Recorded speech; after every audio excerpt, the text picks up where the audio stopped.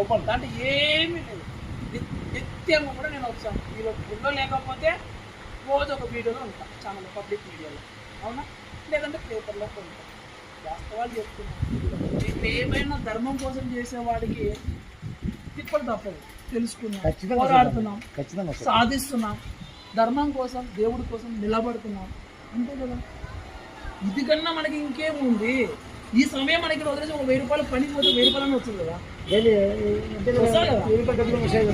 అదే డబ్బుల కోసం కావాలంటే ఇదే మాటలు అక్కడ పట్టుకొని ఒక నల్లట పుస్తకం పట్టుకొని ప్రసంగాలు ఇస్తే ఎంత డబ్బులు వస్తాయి?